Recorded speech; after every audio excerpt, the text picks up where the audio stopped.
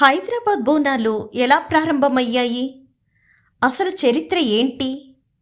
హైదరాబాద్ బోనాలనగానే ముందుగా గుర్తుకు వచ్చేది శ్రీ ఉజ్జయిని మహంకాళి అమ్మవారు. 1813 ప్రాంతంలో హైదరాబాద్లో తీవ్రమైన ప్లేగు వ్యాధి వ్యాపించింది. ఆ సమయంలో ఉజ్జయినిలో ఉన్న హైదరాబాద్ సైనికులు మహంకాళి అమ్మవారిని ప్రార్థిస్తూ, మా నగరాన్ని ఈ మహమ్మారి నుంచి కాపాడితే హైదరాబాద్ చేరుకున్న తరువాత ప్రతి సంవత్సరం నీకు బోనం సమర్పిస్తాము అని మొక్కుకున్నారు. కొంతకాలానికి వ్యాధి తగ్గిందని ప్రజలు అమ్మవారి కటాక్షంగా భావించారు. తమ మొక్కు తీర్చేందుకు వండిన అన్నం, పెరుగు, బెల్లం, పసుపు, కుంకుమతో అలంకరించిన కుండను తలపై పెట్టుకొని అమ్మవారికి సమర్పించారు. ఆ సమర్పణను బోనమని పిలిచారు. ఆ ఆచారమే కాలక్రమేణా బోనాల పండుగగా ప్రసిద్ధి చెందింది.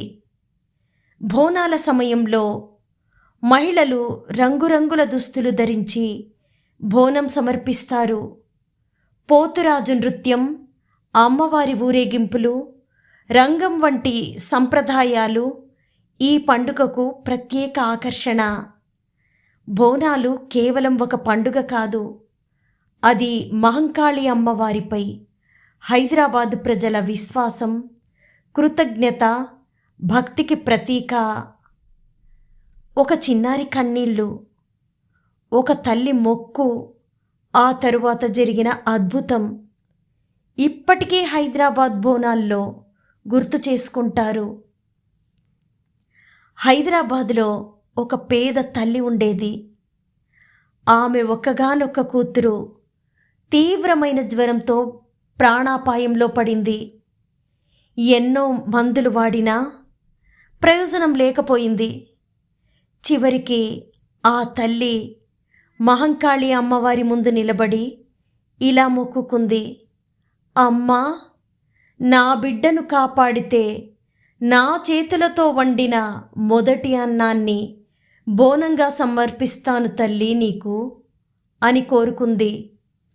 కొద్ది రోజులకే ఆ చిన్నారి పూర్తిగా కోలుకుంది. తన మొక్కు మరిచిపోకుండా ఆ తల్లి కొత్త కుండలో అన్నం వండి పసుపు, కుంకుమ, వేపాకులతో అలంకరించి అమ్మవారికి సమర్పించింది. ఆ రోజు ఆమె కళ్ళల్లో ఆనంద బాష్పాలు, చేతిలో బోనం, పెదవులపై ఒక్క మాట, అమ్మా, నువ్వే నా బిడ్డను రక్షించావు, నీవే నా బిడ్డకు రెండో జన్మ ఇచ్చావు. అప్పటి నుంచి ప్రతి సంవత్సరం భక్తులు తమ మొక్కులు తీర్చుకుంటూ బోనం సమర్పించడం ఒక పవిత్ర సంప్రదాయంగా కొనసాగుతుంది. బోనం అంటే కేవలం అన్నమున్న కుండ కాదు, అది ఒక తల్లి నమ్మకం, ఒక కుటుంబం కృతజ్ఞత, అమ్మవారిపై అచంచలమైన భక్తికి ప్రతీక. ఓం శ్రీమాత్రే నమః.